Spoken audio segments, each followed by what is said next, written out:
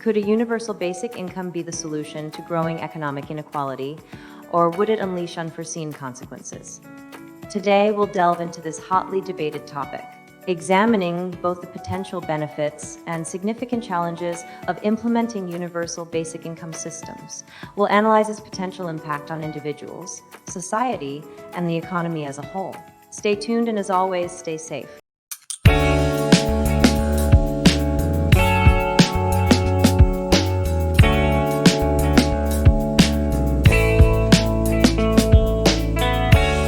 Welcome to our deep dive into universal basic income, UBI for short.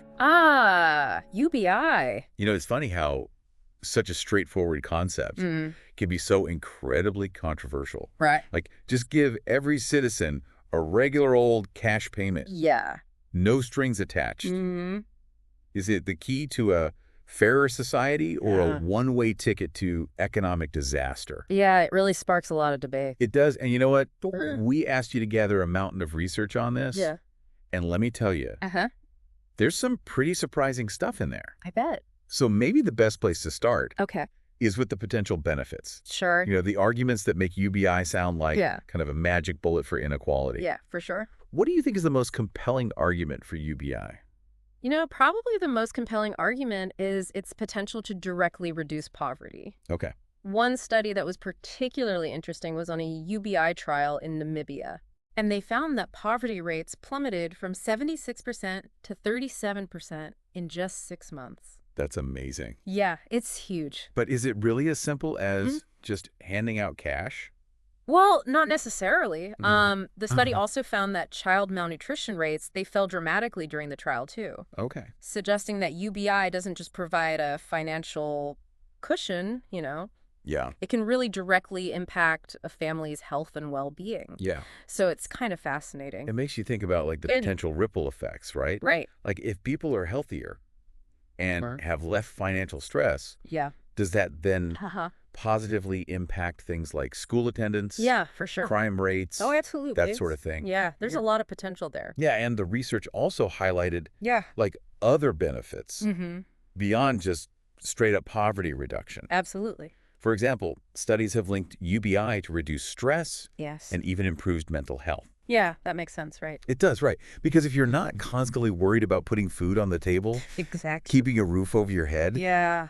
it frees Yeah. up mental space for other things. Yeah, exactly. You can focus on other things in your life. Exactly, and that can lead to like greater participation in the workforce, maybe increased civic engagement, Yeah. even a boost in entrepreneurship, maybe. Oh, I could totally see that. So, I mean, are we saying that UBI isn't just about giving people money, Yeah, I think it's a lot more than that. Yeah. but it's about giving them the opportunity to thrive, to reach their full potential? Yeah, I think that's a great way to put it. So we've seen how UBI could potentially Yeah.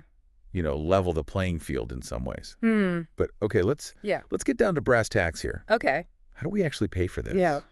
We're talking about giving everyone a regular cash payment. Yeah. This is going to cost a fortune. Well, it's true. Funding is one of the biggest challenges facing UBI. Yeah. I mean, there's no way around it. It will require a significant investment. Of course. And there's a lot of different funding models that people have suggested. Yeah. Some talk about progressive taxation. Some talk about things like carbon taxes. Right. Each, has its own sets of complexities. Sure. But, Well, let's unpack that a little bit. okay. What would progressive taxation look like Yeah.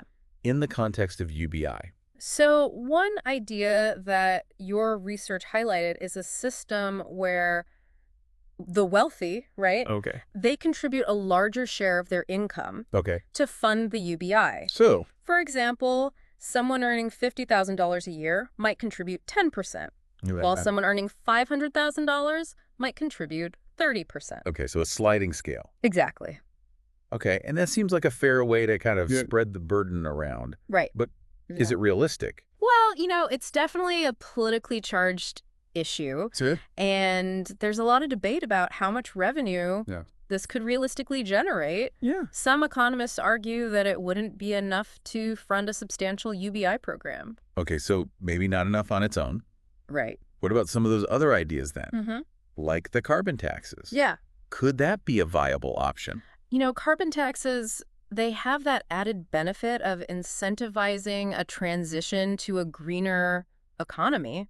Yeah. But, as your research points out, Right. they could disproportionately impact lower income households if they're not carefully designed. Right. Right? Yeah, because we don't want to solve one problem Yeah. just to create another one. Exactly. You got to be careful about that. So, okay, we've got this funding hurdle, and let's just say, hypothetically, Yeah. to figure it out, Yeah. what other Yeah. challenges do we need to be aware of? Well, I mean, there are definitely other concerns that need to be addressed. Yeah. I think one of the biggest is the potential for inflation. Right, because if everyone suddenly has more money to spend, Right.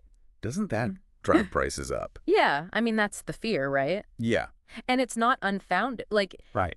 if the supply of goods and services doesn't keep up with that increased demand, we could see prices just skyrocket. Yeah. And then that could actually end up hurting the very people that UBI is supposed to help. Right. It backfires. Yeah. Okay, so we've got the funding hurdle.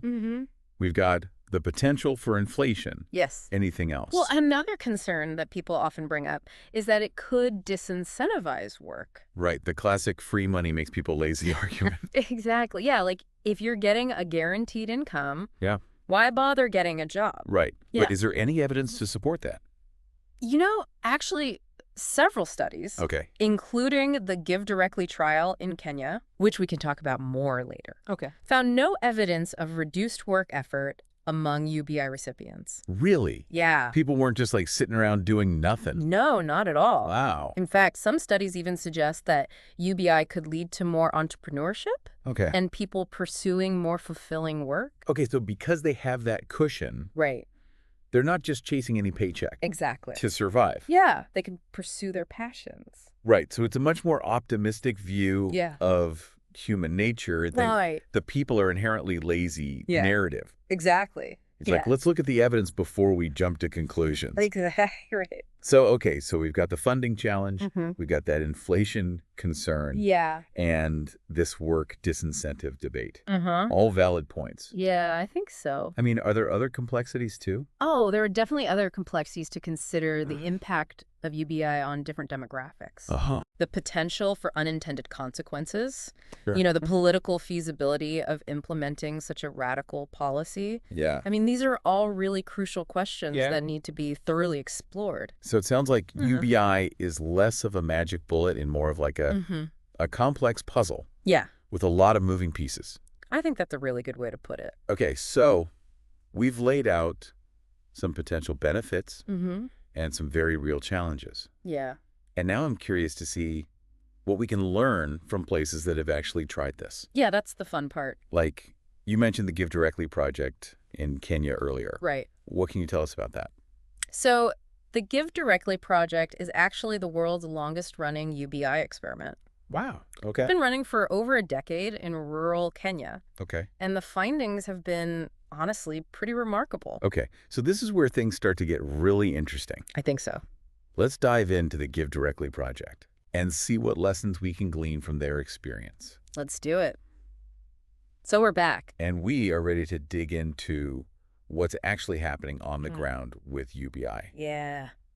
You brought up Kenya's Give Directly project before. I did. It seems like they're Yeah. really kind of pushing the boundaries of what we know about this. I think so. So tell me, Okay. what have they actually learned? Yeah. Well, I mean, one of the most significant findings Right. is that UBI didn't lead to a decrease in work effort. Really? Yeah. I mean, it's pretty amazing. Sure. Some recipients actually increased their work hours, Wow. while others used the extra income to invest in their businesses Okay. or pursue education or training. That's so interesting because Yeah. it really challenges that assumption that, Right. oh, if you give people free money, they'll just get lazy. Yeah, the age-old argument, right. Right. But it turns out it's not really true. It's not panning out that way. Right. Not at all. And this finding has actually been replicated in other UBI trials Oh. around the world. Interesting. So it seems like people are kind of inherently driven to work and contribute, Okay. even when they have a safety net. So almost like it's not about Mm-hmm. replacing work, Right. but it's about providing a foundation Uh-huh. that allows people to maybe pursue work that is Yeah, that's a great way to put it. meaningful Absolutely. or beneficial to their communities, Right. something like that. I think so, yeah. Now, the research also mentioned that Mm-hmm. the Give Directly project had a significant impact on gender equality. Oh, yeah, that was really interesting. Can you elaborate on that a little bit? So one of the findings that really stood out Okay. was that female recipients of UBI were more likely to invest in their businesses Okay. and in education than their male counterparts. Which makes a lot of sense if you think about, Right. Traditional gender roles and Right, exactly. access to economic opportunities and that sort of thing. Yeah, I mean, this suggests that UBI could be a really powerful tool Yeah. for empowering women, especially in Yeah. communities where they traditionally have less access to Right. those opportunities. Right. It's about leveling the playing field a little bit. Absolutely. Yeah. Okay, so we're seeing some really positive results, Yeah. but I imagine it's not all Uh-huh. sunshine and rainbows. Well, of course not. Have they encountered any challenges along the way?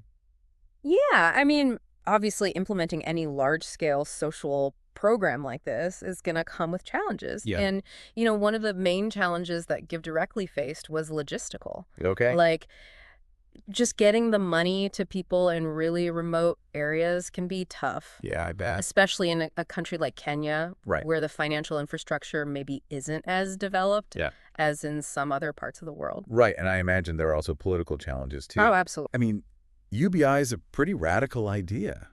It is. It disrupts traditional ways of thinking about social welfare and things like Yeah, that. for sure, for sure.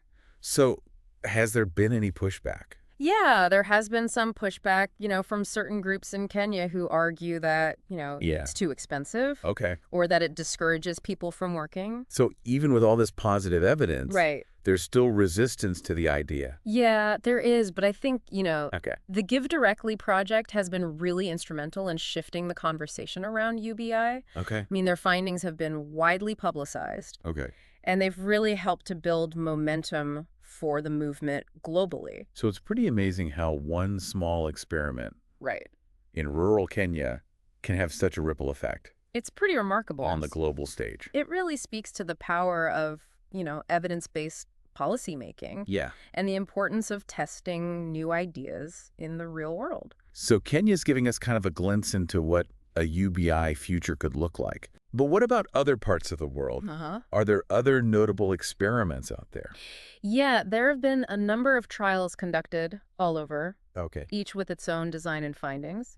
Of course. But one that I think is particularly interesting is the one that was conducted in Finland. Oh, yeah, I've heard about that. Yeah, it was a big one. What did they find? So the Finnish experiment focused on providing UBI to unemployed citizens. Oh. And the goal was to see if it would help them find jobs Okay. and improve their overall well-being.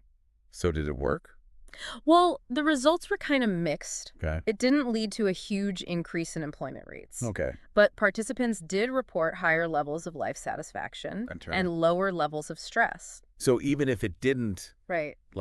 solve the unemployment problem outright, Yeah. it still had positive impacts on people's lives. Absolutely, yeah. So it's about Mm-hmm. providing that safety net, reducing stress and anxiety, Mm-hmm. and giving people kind of the breathing room to pursue their goals I think so. without that constant pressure Yeah, exactly. of survival hanging over their heads. Right.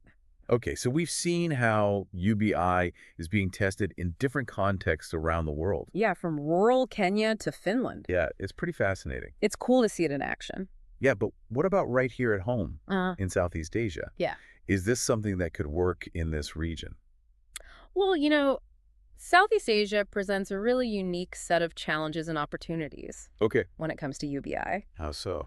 Well, on the one hand, the region has seen incredible economic growth in recent decades. Yeah, absolutely. But this growth hasn't been evenly distributed. Right. We've talked about that before. Exactly. And a lot of people are still living in poverty. So how could UBI fit into that? Yeah, that's a good question. Could it actually work? Well, your research actually suggests that Okay. it could potentially lift millions of people out of poverty in this region. Yeah, and it could provide that basic level of financial security Okay. that could have ripple effects Yeah. throughout society. I mean, what kind of ripple effects are we talking about? Well, for one, UBI could empower women Yeah. by giving them greater financial independence Okay. and the ability to invest in their education or their businesses. Which is something that we saw play out in the Give Directly project. Exactly, It was exactly. incredible to see. It's powerful stuff. Yeah. And I think those kinds of benefits could be even more pronounced in Southeast Asia, Okay. where, women face a lot of barriers Hmm. to economic participation. Right. Yeah. Yeah. So it could be a real game changer. It really could. But of course, I imagine there are challenges here too. Of course, yeah. Yeah. I mean, funding is a big one. Okay. Indonesia's tax to GDP ratio is relatively low. Mm-hmm. So finding the money to actually fund a program like this nationwide would be crucial. Right. And speaking of funding, your research did mention a couple of intriguing possibilities, Oh, yeah. like maybe tapping into the revenues from natural resource extraction Right. or implementing a carbon tax. Yeah. Those are interesting ideas. Are those viable options, do you think? I think they are, yeah. I mean, Indonesia is incredibly rich in natural resources. Yeah. And, a portion of the revenue generated from those resources could be allocated to funding UBI. And then the carbon tax could generate revenue Right. while also incentivizing a transition to a greener economy. Exactly. It's kind of like a win-win, right? Yeah, it seems like it. But, Hmm. it's important to think about the impact that would have on lower income households. Yeah, of course. We don't want to create a situation where Right. the cost of environmental protection Right. falls disproportionately on those who can least afford it. Right. So it's about Mm-hmm. finding that delicate balance, right? Exactly. Addressing poverty and inequality without creating new problems. That's the key. So really, it's not just about handing out money. No. It's about creating Right. like a holistic system Yeah. that supports people and empowers them to actually thrive. I think that's a great way to put it. I'm really struck by, Yeah. just how UBI has the potential to address so many interconnected issues. Yeah, it's amazing. Like we're talking about poverty, we're Right. talking about inequality, Right. gender empowerment, environmental sustainability. It's all connected. It's like this thread that kind of weaves through all of these different things. I think you're right. Yeah. And that's what makes it such a fascinating concept. This is a big idea. It's a big idea. It's not a silver bullet, No. but it does seem like it could be a catalyst for some major positive change. It really could. So I'm convinced that this conversation about UBI is vital. Absolutely. And it's one that needs to continue. We need to keep exploring these possibilities, For sure. experimenting with different approaches, Yeah. learning from each other's experiences. Sharing that knowledge. So thank you so much for joining us on this deep dive It's been my pleasure. into universal basic income. It's a fascinating topic. We've covered a lot of ground, We have. from the theoretical underpinnings of UBI Yeah. to real-world examples in Kenya, Finland, and now Southeast Asia. Absolutely. We've looked at the potential benefits, the challenges, the economic implications, Mm-hmm. the social impacts. It's a lot to consider. It is, and we've seen how it could potentially transform the lives of millions of people, For the better, hopefully. creating a more just and equitable world. That's the goal. So I guess to wrap up, we want to leave you with one question. Okay, I like it. If UBI were implemented in your community, Mm-hmm. how do you think it would change your life? That's a good question. Would you embrace the opportunities? Yeah. Or would you be wary of the potential downsides? You got to weigh the pros and cons. Take some time to reflect on this. Yeah, think it through. And, let's keep having this conversation together. Absolutely. We need to talk about this more. Because the future of our societies may very well depend on it. I think you're right. So thank you for listening. And until next time, See you later. keep diving deep. Okay, so we're back and ready to talk about UBI in Indonesia. Yeah, it's a fascinating case, right? I mean, it's a country with a unique history, Mm-hmm. a unique set of social and economic challenges. For sure. For sure. So how would UBI even fit into all of that? Well, Indonesia has this long tradition of communal support, right? Oh, yeah. It's called gotong royong, Okay. where communities basically come together to help each other out in times of need. Yeah, I've heard of that. It's a really beautiful concept. It is. But I think even with that spirit of cooperation, there are still gaps in their social safety net. Right? Yeah, of course. I mean, it's a vast and diverse archipelago. yeah. And, despite all the economic progress that Yeah. they've made in recent decades, Yeah. millions of Indonesians are still living in poverty. So could UBI actually work there? That's the big question, right? Yeah. I mean, your research suggests that it could potentially lift millions out of poverty. Okay. It could provide, that basic level of financial security Right. that could have ripple effects across the whole society. Well, like how? Well, for starters, UBI could really empower women in Indonesia, Yeah, we talked about that. giving them greater financial independence, the Yeah. ability to invest in their education and businesses. Right, like we saw in Kenya. Exactly. Yeah. It's powerful. It is, and I think those kinds of benefits, Yeah. they could be even more pronounced in Indonesia, Okay. where women often face, significant barriers to participating in the economy. So, I mean, you're saying it could be a real game changer. I think it could, yeah, but of course, Mhm. there are always challenges. Right. Funding's a big one. Okay. Indonesia's tax to GDP ratio is pretty low. Right. So figuring out how to fund a program like this nationwide Right. would be crucial. Well, your research mentioned a couple of possibilities, Mhm. like tapping into the revenues from natural resource extraction, Yeah. implementing a carbon tax. Right.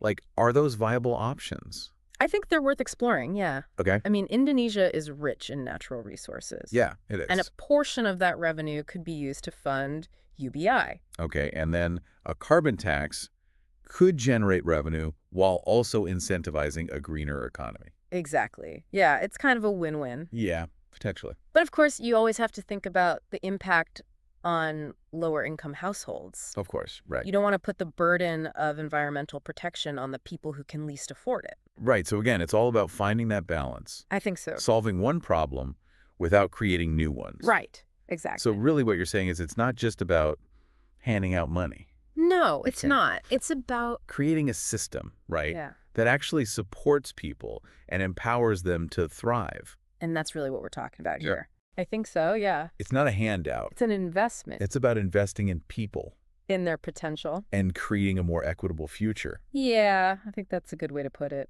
So, I mean, what really stands out to me is that UBI has this potential to address so many different issues, right? It does, yeah. I mean, we're talking about poverty, Mm. inequality, gender empowerment, environmental sustainability. Mm-hmm.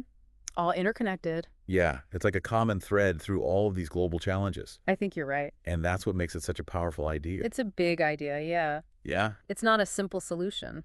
No, it's not a magic bullet, but it could be a catalyst for some real change. I think so, too. So this conversation about UBI, I think it's absolutely vital. I agree. We need to keep exploring it, experimenting with different approaches, learning from each other, Sharing those lessons, yeah. because the future really might depend on it. It might. It really might. So thank you so much for joining me on this deep dive into universal basic income. It's been a pleasure. We've covered a lot of ground. We have, yeah? I mean, from the theoretical underpinnings of UBI to real-world examples, Mm-hmm. from Kenya to Finland to Southeast Asia. It's been quite a journey. It has. We've explored the potential benefits and the challenges, Absolutely. the economic implications, the social impacts. It's complex, but it's important. It is, and we've seen how it could potentially transform the lives of millions of people, For the better, hopefully. creating a more just and equitable world. That's the dream. So as we wrap up, I want to leave you with one final thought. Okay, shoot. If UBI were a reality in your community, how do you think it would change your life? That's a good question for everyone to consider. Would you embrace those opportunities? Mm-hmm. Or would you be wary of the potential downsides? It's a big decision. So think about it, Reflect on it. and let's continue this conversation together. Absolutely. The future is waiting. Thank you for listening, and until next time, keep diving deep.